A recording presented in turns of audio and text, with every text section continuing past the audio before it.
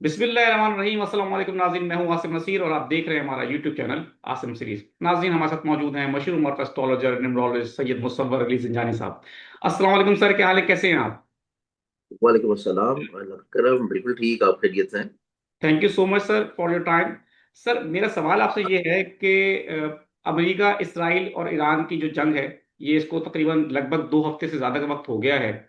आप क्या समझते हैं? दोनों तरफ से बातें तो हुई इस तरह की, अमेरिका ने भी कंडीशंस रखी कि जी जंग बंदी के हवाले से उन्होंने कहा हम चाहते हैं मुज़ाकरात। ईरान ने मना कर दिया। ईरान ने 3 शराइत दी, जो कि लगता यही था कि शराइत कबूल करने के लिए मुमकिन नहीं है कि अमेरिका कबूल करेगा, जिसमें उन्होंने कहा भी था कि हमारा जो हर्जाना है वो अदा किया जाए, एक गारंटर चाहिए हमें। दोनों तरफ से शराइत कबूल नहीं की गई, जंग बंदी हो नहीं सकी। दीगर ममालिक ने भी कोशिश की, पाकिस्तान भी कोशिश कर रहा है, सऊदीया की भी कोशिशें जारी हैं, लेकिन ये जंग रुकने का नाम नहीं ले रही। अब इस जंग का इम्पैक्ट ये आ रहा है कि इकोनॉमी पे बहुत बोझ पड़ रहा है। पाकिस्तान पे itself बहुत बड़े बुरे हालात हैं। ऑयल प्राइसेस के हवाले से कहा जा रहा है कि $200 फी बैरल तक जा सकता है ऑयल, अगर ये जंग ना रुकी तो। हमारे देखने वालों को आप क्या बताएंगे इस जंग के हवाले से? सितारे क्या कहते हैं? जंग रुकने के चांसेस कब तक हैं और इस जंग का अंजाम आप क्या देख रहे हैं? अच्छा, इसमें अगर हम लोग प्लानिटरी पोजीशंस के ऊपर आसमानी कौंसिल को देखें, नो डाउट इसमें आलमुल गैब तो अल्लाह ताला की जात है। इल्मी हवाले से जब हम लोग आसमान के ऊपर सितारों की पोजीशंस देखते हैं, तो ये जंग जो है ये कोई गैर मतवक्का तौर के ऊपर जंग शुरू नहीं हुई। ऐसा नहीं था कि ये बिल्कुल हंगामी तौर पे शुरू हुई। मैं आपको जो है अपने व्यूअर्स को, जो कि इस वक्त हमें देख रहे हैं, हमारा मंथली मैगजीन आता है आईना किस्मत, इसका अगर आप टाइटल पेज देखें, तो इसका टाइटल पेज पे आपको बड़ा क्लियरली तौर के ऊपर नजर आ रहा है कि हमने, ये मंथ ऑफ मार्च का हमारा मैगजीन है, और इसमें यहाँ पे हमने बड़े क्लियरली तौर के ऊपर ये मेंशन कर दिया था कि ईरान यूएस वॉर जो है ये होने जा रही है। और ना सिर्फ ये चीज हमारे मंथ ऑफ मैगजीन में थी, बल्कि हमारी एनुअल एक जंतरी आती है, जिंजानी जंतरी, बिल्कुल। इसमें भी हमने यहाँ पे ये दिया हुआ था कि ये जो साल है ये वॉर का साल है, और वॉर के बाद फिर किसी तौर के ऊपर पीस जो है वो स्टार्ट होगा। अब चूंकि हम इस वक्त ऐसे सिनेरियो में हैं, जो कि इस वक्त पूरी दुनिया इसके लपेट में है, नो डाउट इस जंग से पाकिस्तान भी उसी तरह मुतासिर हो रहा है, क्योंकि पाकिस्तान का इटसेल्फ एक तालिबान के साथ, अफगानिस्तान के साथ एक बहुत ही क्रूशल फेस चल रहा है, जिसमें एक जंगी सूरत हाल हमारे वेस्टर्न बॉर्डर वाली साइड पे है। लेकिन इस जंग की सूरत हाल का इसी टाइम के ऊपर होना, ये बहुत ज्यादा मीनिंगफुल है, क्योंकि आसमानी कौंसिल के ऊपर जब भी प्लानिटरी पोजीशंस चेंज होती हैं, तो हमें कहीं ना कहीं पे दुनिया में इस चीज़ की प्रोडिक्टिव चीज़ें आ जाती हैं कि पूरी दुनिया में कहाँ कहाँ, किस किस रीजन्स में, किस किस मुल्क में थोड़ा सा अनारकी होगी, जंगी फसाद होंगे, बड़े पैमाने पे अमवात होंगी, या कुछ इस कंट्री के बड़े बड़े लीडर्स जो हैं और बड़ी बड़ी क्यादत जो है वो किसी तौर के ऊपर शहीद हो सकती है, वफात पा सकती है, और बड़े पैमाने पे अवाम जो है वो मर सकती हैं। अब इस चीज को अगर हम लोग देखें, तो हमारे पास जहाँ पे पूरी दुनिया की कंट्रीज का एक चार्ट होता है, कोई भी मुल्क जब आज़ाद होता है, उस मुल्क की, उसकी आज़ादी का एक चार्ट होता है बर्थ प्लेस के अकॉर्डिंगली। बिल्कुल। जैसे कि ईरान का चार्ट है, इसी तरह अमेरिका का चार्ट है, इसी तरह इसराइल का है, पाकिस्तान का है, और अब बाकी भी दीगर ममालिक का है। अब इस एतबार से अगर हम लोग देखें, तो हमारी आसमानी कौंसिल के ऊपर 23 से 23 फरवरी से आसमानी कौंसिल के ऊपर सितारा मरीख, जो कि मार्स कहलाया जाता है, और मरीख आसमानी कौंसिल के ऊपर जंगो जदल का सितारा है। जंगो जदल का सितारा है, वॉर लॉर्ड है, और ये सिपह सलार समझ लें आप पूरी हमारी प्लानिटरी पोजीशंस का, कि सिपह सलार जब भी खराब पोजीशन पे आएगा, खराबी लेके आएगा, क्रिएट करेगा वॉर की सिनेरियो। और सिपह सलार का काम होता है कि फ्रंट एंड के ऊपर रहते हुए दूसरे हरीफ को किसी तौर के ऊपर हराने की कोशिश करना और वॉर की तरफ चीजों को ले जाना। अब मार्स हमारी एस्ट्रोलॉजिकल पोजीशन पे 23 मार्च 2026 में, अकॉर्डिंग टू वैदिक एस्ट्रोलॉजी, एक्वेरियस में एंटर हुआ है, और एक्वेरियस में ऑलरेडी शेडो प्लैनेट राहु मौजूद है। अब चूंकि राहु की वहां पे प्लेसमेंट है, और राहु और मरीख जब भी एक घर में इकट्ठे होते हैं, तो आसमानी कौंसिल के ऊपर एक योग बनता है, जिसे हम बोलते हैं अंगारा योग। बिल्कुल। अंगारा योग इसको बोल लें या अंगारक योग बोल लें, क्योंकि वैदिक स्कूल ऑफ थॉट में कमोबेश तकरीबन कुछ 600-650 के करीब योग हैं। अब अंगारा योग जैसे अपने नाम से आपको रिप्रेजेंट कर रहा है कि ये सख्ती लेके आएगा, ये आग बरसाएगा, ये चीजों को खराबी की तरफ लेके जाएगा, और मसाइल, मुश्किलात और परेशानियों की तरफ लेके जाएगा। अब चूंकि ईरान के चार्ट में ये योग बना है 8th हाउस में, अमेरिका के चार्ट में यही योग बना है 8th हाउस में, फिर उसके बाद अमेरिकन क्यादत, जो कि इस वक्त जाहिरी तौर के ऊपर डोनाल्ड ट्रंप उसको लीड कर रहे हैं, तो ट्रंप के चार्ट में यही अंगारा योग बना है 7th हाउस में। और ऊपर से एक और सोने के ऊपर सुहागा, आप बोल लीजिए कि हमारे पास 3 मार्च को इस साल का पहला लूनर इक्लिप्स था, जो कि कंप्लीट लूनर इक्लिप्स था और खूनी चांद ग्रहण था। तो जब भी रेड ब्लड मून होता है, और रेड ब्लड मून की हिस्ट्री जो है वो आपको बहुत अच्छे अंदाज से आइडिया होगा, हमारे व्यूअर्स को भी जो कि हमें सुन रहे हैं, देख रहे हैं, कि रेड ब्लड मून जब भी लगा करता है तो ज्यूस की, जाइनिस्ट की इसके साथ एक बहुत तल्ख हकीकत भी है। तो जब भी रेड ब्लड मून लगता है, उनकी कोशिश होती है कि इससे पहले कि उनको दबाया जाए, उनको किसी तौर के ऊपर यूं समझ लें कि उनके लिए कुछ खराबियां पैदा की जाएं, या आसमानी कौंसिल के ऊपर उनकी प्लानिटरी पोजीशंस उनके लिए खराब हों, वो खुद ब खुद कोशिश करते हैं कि वो थोड़ा सा जारहियत का मुजाहरा करें। वो थोड़ा सा जारहियत का मुजाहरा करें, और किसी ना किसी तौर के ऊपर पूरी दुनिया में किसी भी मुल्क को लेके वो ऐसी सूरत हाल क्रिएट कर देते हैं कि जिस वजह से उनको किसी भी तौर के ऊपर दूसरे ममालिक की तरफ से ये इम्पैक्ट ना जाए कि हम कमज़ोर हैं। अब यही सिनेरियो माजी में जब इसराइल का जब भी रेड ब्लड मून लगा था, तो उसने फ़लस्तीन के ऊपर हमले की सूरत में किया, फिर गज़ा की पट्टी के ऊपर हमले की सूरत में किया, फिर उसके बाद अभी ये जो पिछले 7-8 महीने पहले जो इन्होंने ईरान के साथ एक दोबारा से उनकी जो क़यादत थी आर्मी की, उसको थोड़ा-सा उन्होंने जब शहीद किया, और बिल्कुल। उसके बाद भी ये इम्पैक्ट ईरान के साथ चला। अब इस लिहाज से ये दोबारा से रेड ब्लड मून भी लगा है, और ऊपर से अंगारा योग भी है। अब जब तक ये अंगारा योग रहेगा, सुलह तो बिल्कुल नहीं होने जा रही, बल्कि इस टाइम के ऊपर जब हम ये वीडियो रिकॉर्ड कर रहे हैं, इस टाइम के ऊपर अंगारा योग अपनी पूरी मुकम्मल सख्ती के ऊपर है, पूरी एग्जैक्ट डिग्रीज के ऊपर है, जो कि 12 से लेके 15 मार्च तक है। नो डाउट हमारी वीडियो व्यूअर्स माइट भी थोड़ा सा बाद में देख लें, लेकिन 15 तक तो इसकी बड़ी शदीद सख्ती है। और इसमें आपको आज के दिन भी बहुत बड़े पैमाने के ऊपर आपको चीज नजर आएगी कि दोनों ममालिक की तरफ से बहुत बड़े पैमाने के ऊपर हमले किए जाएंगे, और बड़ी शिद्दत आएगी हमलों में। सेकेंडली तौर के ऊपर अंगारा योग की जो सख्ती है वो खत्म होगी 3 अप्रैल 2026 को, यानी कि अगले महीने अप्रैल के महीने की 3 तारीख को। अब 3 अप्रैल तक जब तक ये अंगारा योग लगा रहेगा, मार्स सेम उसी हाउस में रहेगा जहां पे शेडो प्लैनेट राहु मौजूद है, तो जंग तो थमेगी नहीं। जंग किसी ना किसी तौर के ऊपर चलती रहेगी, दोनों हरीफैन के तौर के ऊपर चीजें खराबी की तरफ रहेंगी। बल्कि डोनाल्ड ट्रंप के चार्ट की जैसे कि हम बात कर रहे थे, तो ट्रंप के चार्ट में जो ग्रहण लगा है वो इसके जायचे में उसके फर्स्ट हाउस में लगा है, जहन के घर में, माइंड के हाउस में।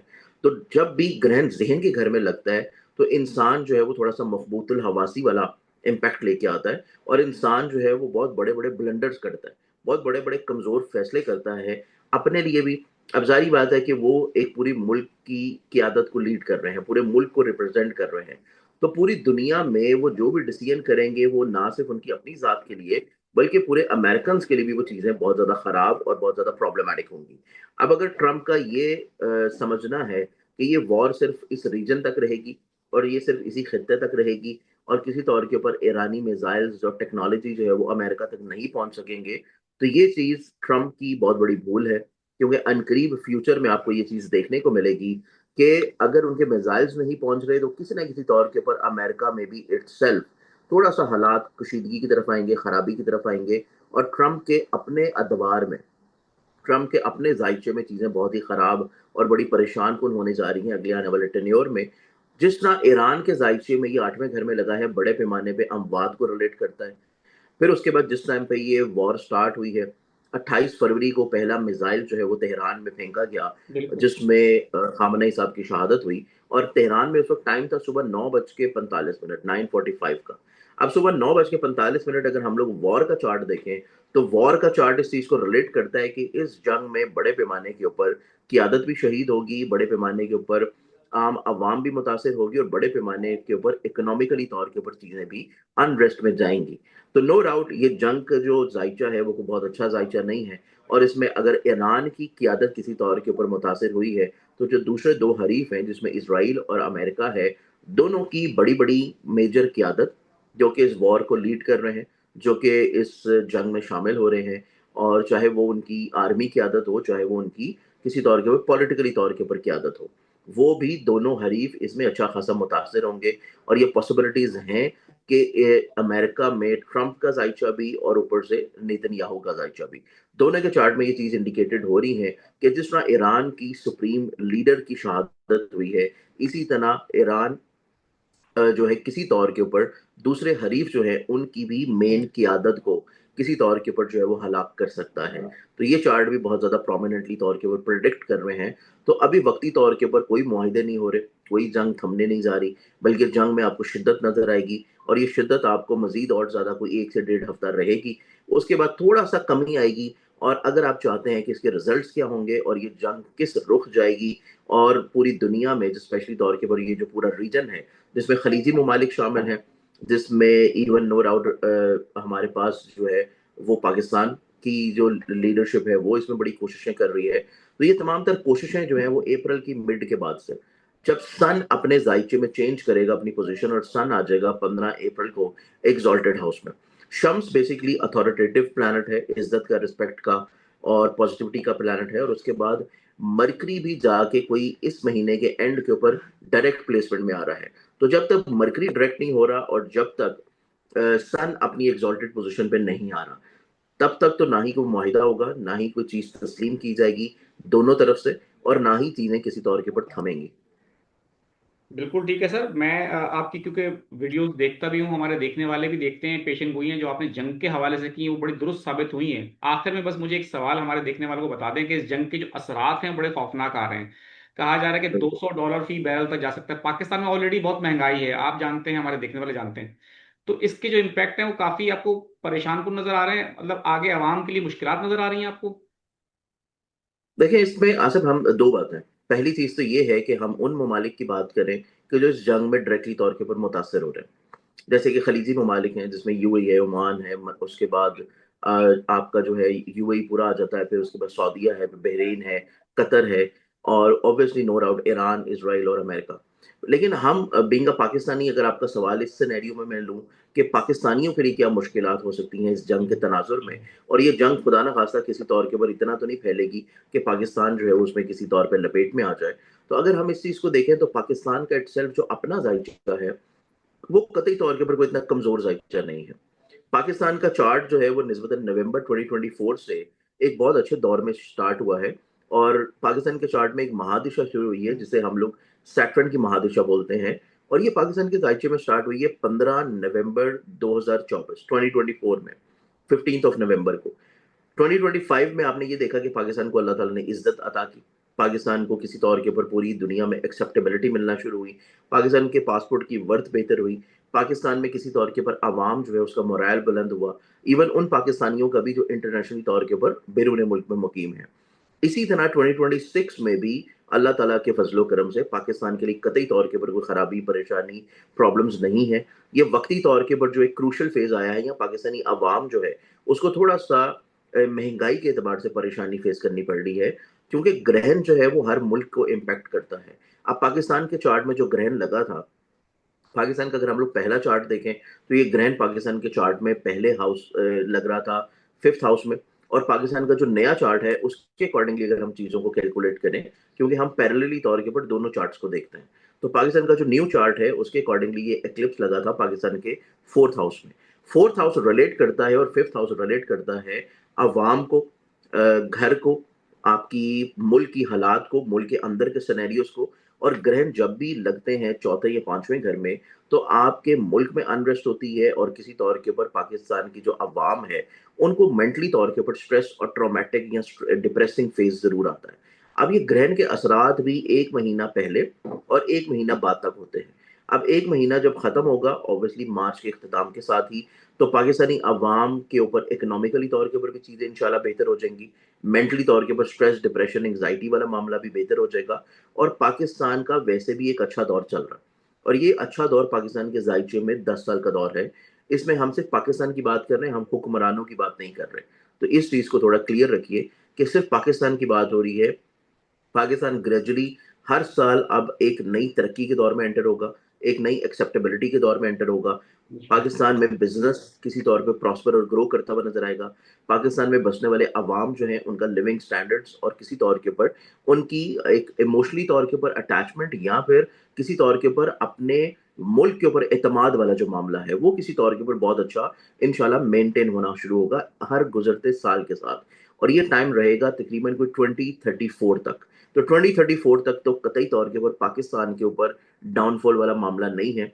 चाहे किसी भी हालात में आपके नेबरिंग कंट्रीज हो, लेकिन पाकिस्तान उसमें बहुत ही सेफ एंड साउंड रहेगा। और पाकिस्तान की इंशाल्लाह ये जो अभी वॉर चल रही है तालिबान के अगेंस्ट, तो इस एतबार से भी पाकिस्तान को इसमें बहुत बड़े पैमाने पे अल्लाह ताला सुरखरू करेगा, कामयाब करेगा। और जिस मकसद के लिए ये चीज़ की जा रही है बलूचिस्तान के हालात के लिए, तो बलूचिस्तान में भी इंशाल्लाह बहुत जल्द आपको अमन नज़र आएगा, सूरत हाल में पॉजिटिविटी नज़र आएगी। और बलूचिस्तान का पूरा खित्ता जो है ये किसी तौर के ऊपर अब इंशाल्लाह अगले आने वाले टेन्योर में 2 से 3 साल में आप देखेंगे कि बहुत ज़्यादा चीज़ें प्रॉस्पेरिटी की तरफ आना शुरू होंगी।